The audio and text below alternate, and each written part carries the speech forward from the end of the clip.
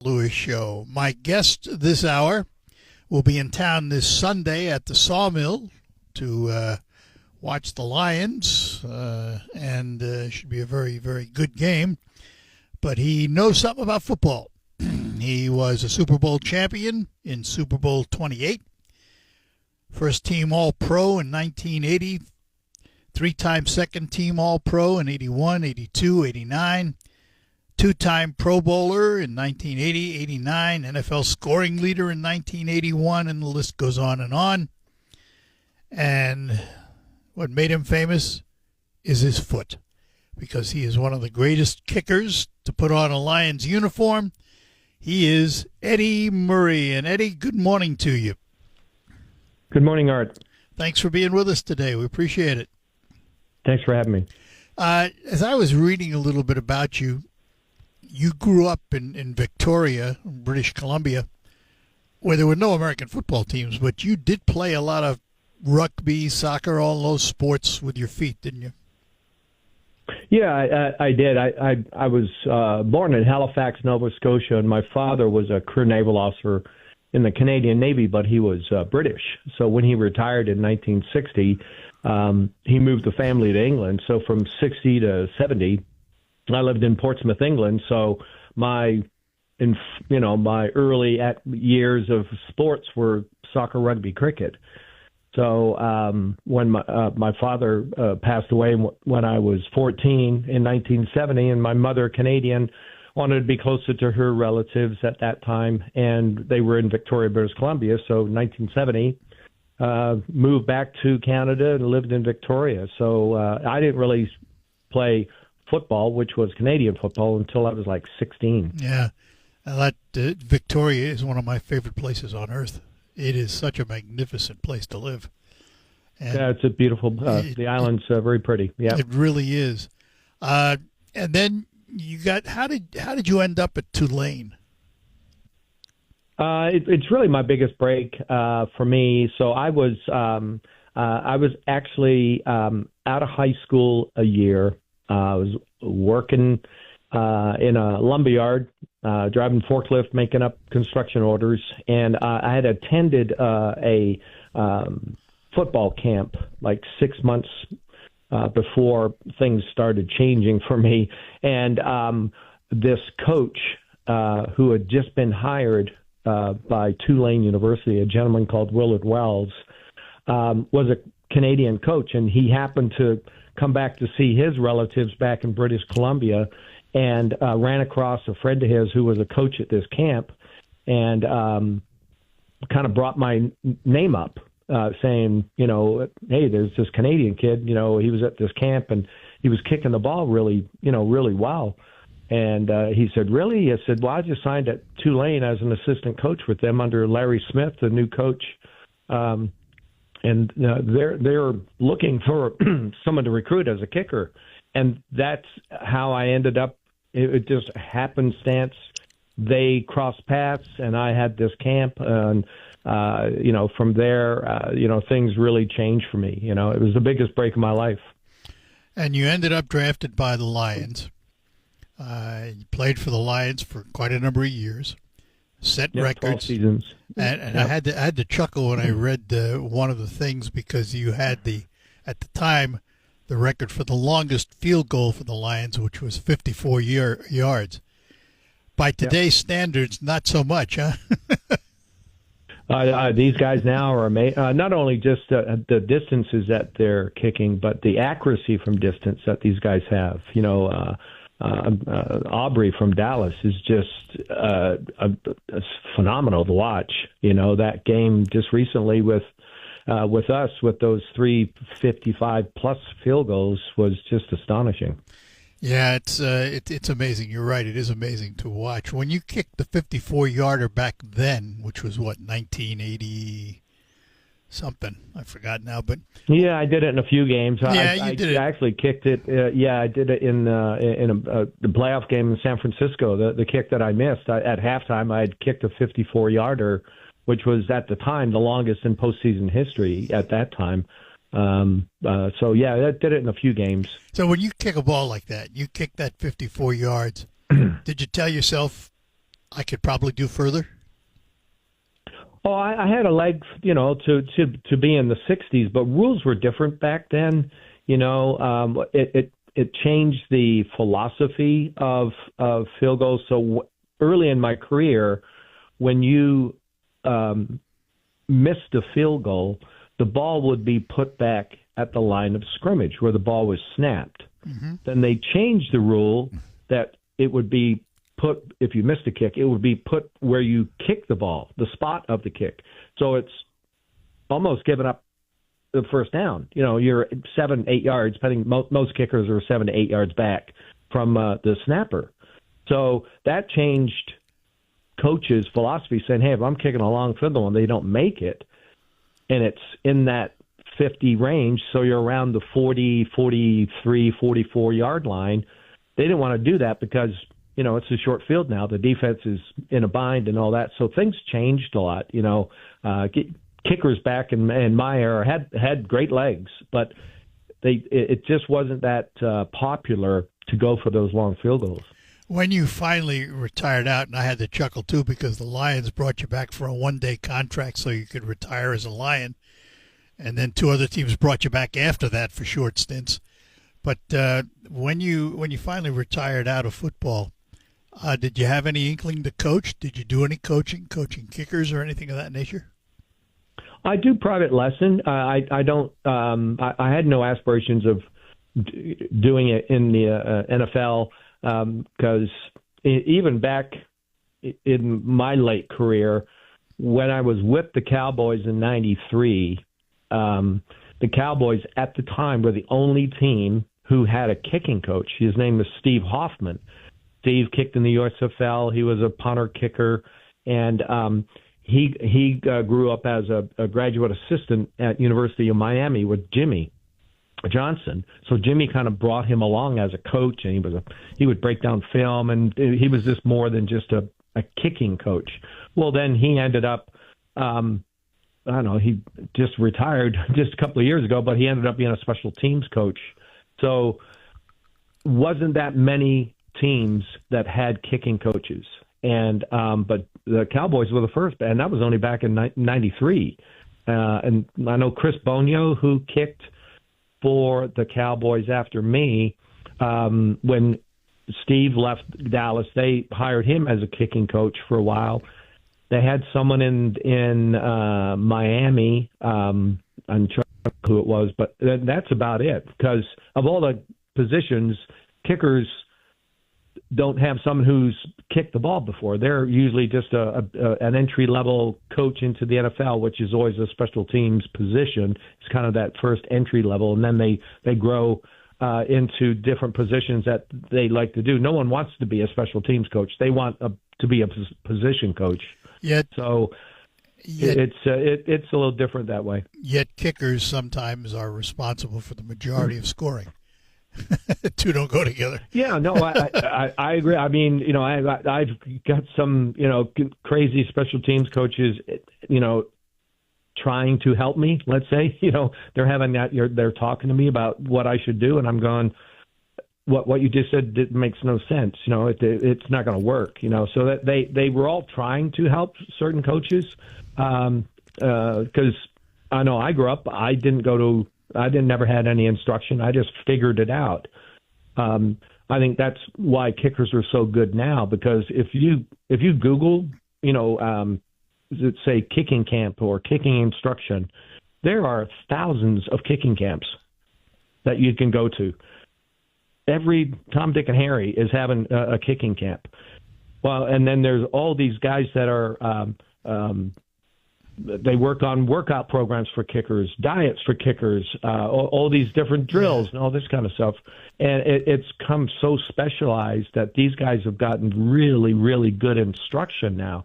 But back in, my era, the 80s and 90s, even maybe the early part of 2000s, guys just figured it out by themselves and just had a natural ability to do it. But these guys now are amazing. Eddie, hang on. I got to take a break. We're talking to Eddie Murray, who is going to be in Saginaw this Sunday at the Sawmill, watching the Lions game. and we will have more on that when we return here on the Art Lewis Show. December 30th at Soaring Eagle. It's the Yacht Rock the Dock Tour featuring Ambrosia plus John Ford Coley.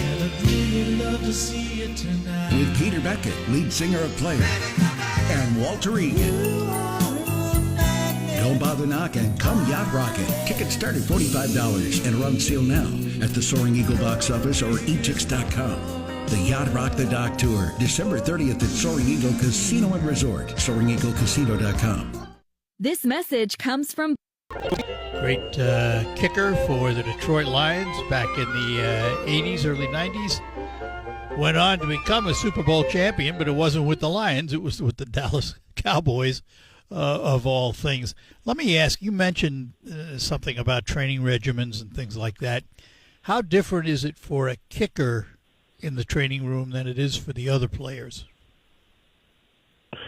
Well, I don't know what I don't know what it's like now. I know in my era, I mean, because I did most of my working out when players were in meetings, because I didn't needed to meet about kicking footballs. We had meetings about special teams and looking at what returns and that kind of stuff. But I had more time on my hands, so I just did programs that the teams would put together. They always had weight coaches that would have stuff that everybody would be doing. So I just kind of as I got older, I specialized. I ended up finding a trainer that kind of helped me specialize in exercises that I needed to strengthen what I needed to do to kick and stuff like that. So it changed over the years. Latter part, I definitely, trained a lot harder and more specific for things that I needed to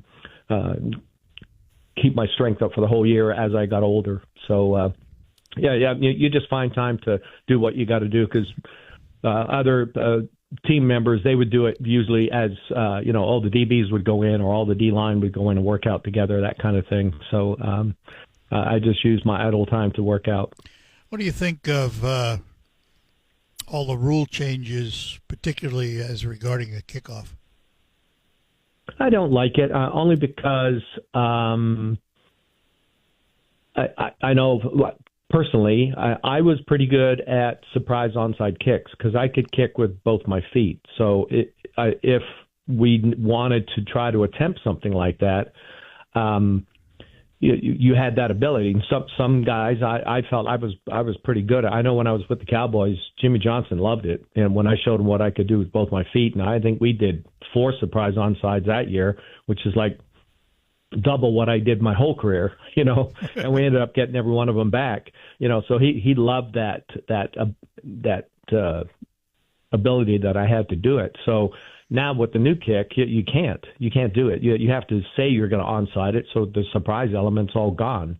And I understand what they're trying to do. They're just trying to reduce the speed of the collisions going down the field, but I just think it takes it just takes away the surprise element, first of all. But just the return, like a guy like Mel Gray used to have so much momentum coming up, and that's why he was so effective hitting those seams that we would create for him for the returns. You can't do that now because the players are all down like one big blanket right away, right in front of these guys. So I'm not in favor of what they're doing now, but I understand why they're doing it. What about the way they protect the kicker? Were you as protected back then by rule? Yeah, I mean, those rules really haven't changed. I mean, that they, especially kicking is pretty easier more than punting, because punting, the punters, their extensions are way higher than ours because they're trying to gain so much loft on the ball, and plus they're punting it out of their hands, so they're already high. So they're very vulnerable when they kick. So if they're coming in to rush, they can really get themselves in some awkward positions and could sustain some injuries. I know kicking, my only injuries were usually on kickoffs when I'm running down the field. If I don't keep my head on a swivel, I get myself blindsided type of thing. And I had a few of those over the years, just not really keeping aware of who was out there in front of me, kind of thing. So what was the high water mark for you in your career?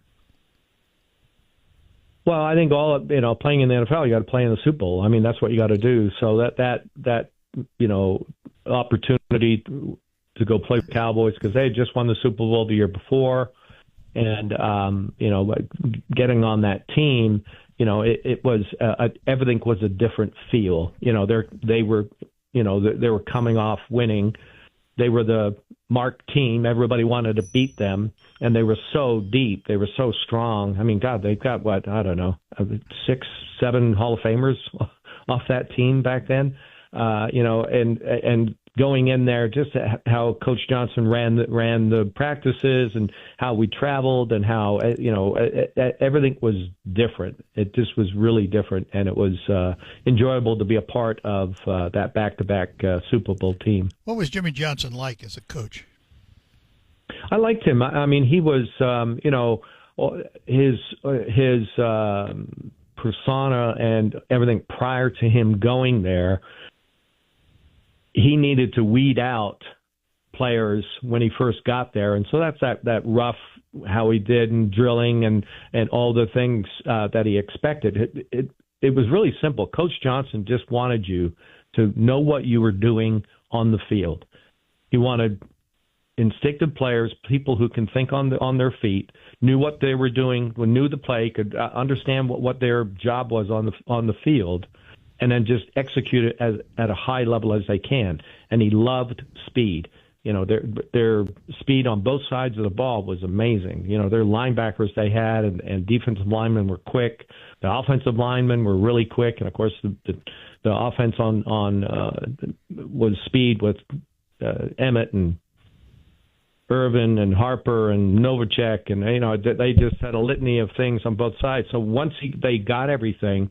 And I got there, and everything was get the job done on the field in practice. If you don't, we'll be out here all day. He just made it simple. We're going to stay out here until you get it right. So the expectations of the players, of other players on the field, were high. Because the example I always used, I always was marvel at it, was Michael Irvin. He was when it would come to an offensive session, let's say they're doing 9-on-7 offense, so they're working on the game plan and all that stuff. He would go over, and whoever was the scout team guys, and some of them were starters sometimes, and some of them were special teams guys or just backup DBs. He would go over and say, "Hey, look, I need you to play me this way, because that's what the guy I'm going to be playing this week is. This is how I think I've seen how he's going to do it. So I need you to be on my shoulder here, and I need you to be over here, or I need you to be up on me and bump and run and all this." And he would coach up other guys and ask him to give them a good look. That was always, and there was a lot of stuff like that, even with offensive linemen. Hey, I'm going to be playing Reggie White this week. Hey, I need you to, bull rush me. I need you to really, so I can, get used to all those things. And so it wasn't just a singular guy or that. It was like universal across the whole team. They were all asking each other to give each other a good look to prepare them for who they were playing that week. So what was it like for you? I mean, you spent 1980 to 91 with the Lions. In 92, you bumped from Kansas City to Tampa Bay, 2 different teams, and then you end up with Dallas in 93. How does a player come out of an 11-year association with a team like the Lions and now find yourself in a new coach, in a new locker room? What's that like? Well, it was an adjustment for me. I mean, I was spoiled because I had 12 great seasons with Detroit. As you can tell, I've made Michigan my home. I've been living here since 1980. So I've raised my family here, all this kind of stuff. So, I was embedded in the community, embedded in the city and the team. It's a team that I support now and I love and all that kind of stuff. But I still had the desire to keep playing. So, things that year after I left was, difficult because it was just trying to find my footing and being older at that time. Because I'm trying to think what I was. I was 35, 36, I think, when I left Detroit. And I played till I was 44, so the Lions thought I was done. I didn't think I was done. I didn't think I was going to play to 44, but I knew I could play maybe a few more years. And so I took a different approach. Like I'd mentioned to you, I trained harder when I left, my training changed like my last 2 years in Detroit on. And I really worked out hard. I really, worked at my craft, kicked better, all those types of things. I was just trying to do better as I got older. And then really why things changed and was awkward was after the 93 Super Bowl year was now the new free agency system that we're under now. So 94 was the new system with the salary cap. Now that changed everything for an older player, especially a kicker, because the cap, when you would go to training camp, they had to be under the cap at camp when you had 85 guys on the roster. Then it would go down to 53.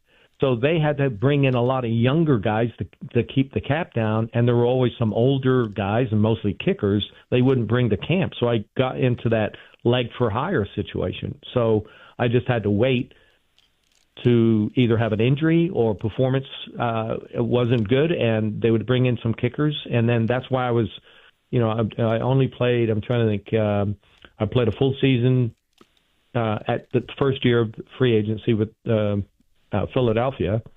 And then after that, Washington. And then after that, they're all bits and pieces of seasons. So that was hard, having to do that, having to, new coaching staff, new snapper, new holder, new teammates, new place to live. I tried to do all that. Family, my wife had her own core reporting firm and kids. It was difficult trying to do all of those things to keep playing, but my phone kept ringing, so I kept answering it when people asked me to come try out. And then I got to a point in 2000 when I was with the Redskins, and I remember talking to my wife, just saying, "Hey, I think I'm done," and said, "Well, whatever you want to do," kind of thing. And so I just made the decision after that year that I wasn't really going to answer the phone anymore. So can you hang on? Sure. Good. I got to take another break here, and we'll be back. We're talking to Eddie Murray, the great kicker for the Detroit Lions back in the 80s and early 90s and other teams, Super Bowl champion with the Dallas Cowboys in Super Bowl 28. More ahead. It's a joy to watch your kids grow.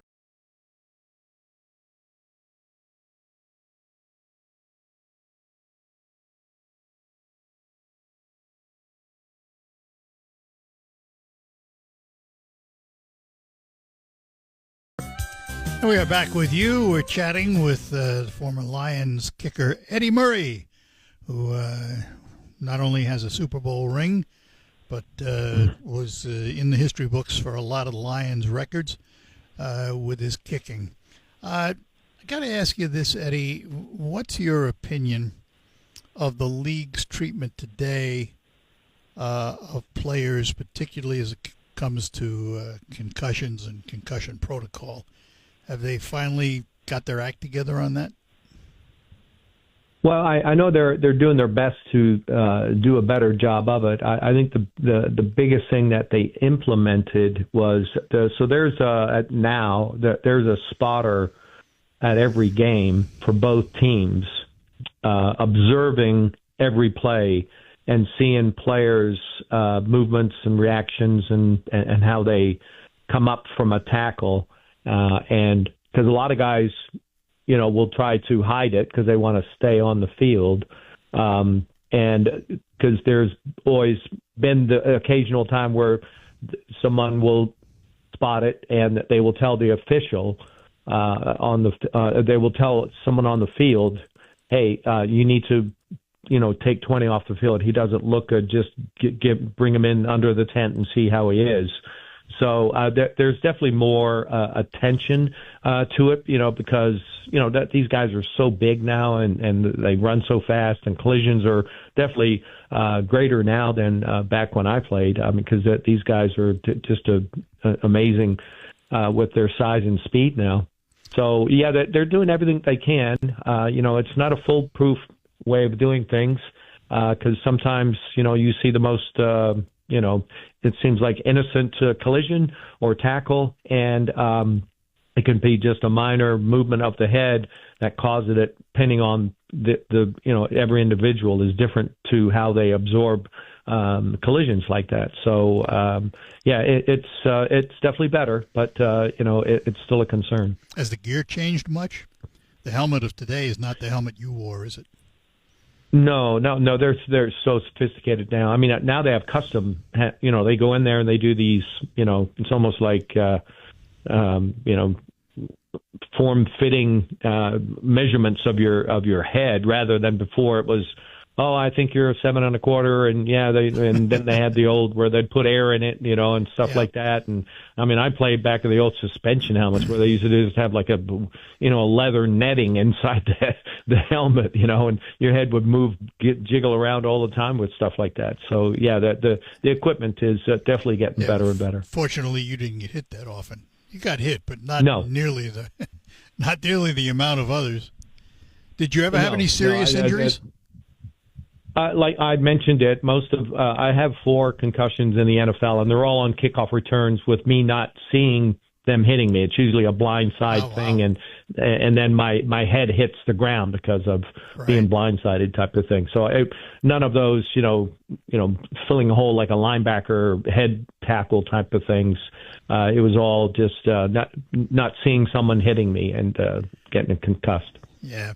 All right, we'll do one more segment. We're talking to Eddie Murray. Hang on, Eddie, and we'll be back to finish up. He's going to be in town at the Sawmill this Sunday from 3:30 on, signing autographs and chatting football with you. Easy to talk to, as you can hear. Stop in and visit the great Eddie Murray this Sunday at the Sawmill in Saginaw. We'll be back. By the way, they'll have the game on from the Rams because the Lions are playing the Rams. It's a Jeff Goff, Matthew Stafford hookup. It'll be interesting to see how that goes. This week, it's a year.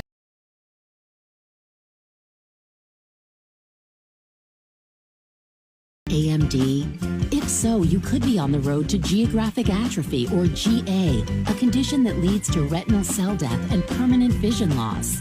But with Izervay, you can slow it down and get it going slower. Izervay slows GA progression by targeting a key source of retinal cell death, which may help preserve your vision longer. Izervay, or Avastin Capted Pagel, is a prescription eye injection used to treat GA. Don't take it if you have an infection or active swelling in or around your eye. Izervay can cause eye infection, retinal detachment, or increased risk of wet AMD. Izervay may temporarily increase eye pressure. Your vision may be impaired after an eye injection or exam. Don't delay. Ask your doctor about Izervay today. Izervay gets GA going slower.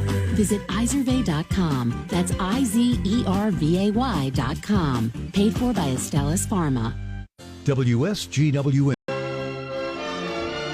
And we're back with you talking to Eddie Murray. He's going to be in town at Sawmill this Sunday to watch the Lions game with you as they're out in Los Angeles to take on the Rams. And Eddie, of course, great kicker for the Detroit Lions from 1980 to 91, and ended up in the Super Bowl for the Dallas Cowboys in 1999, which was the 28th Super Bowl.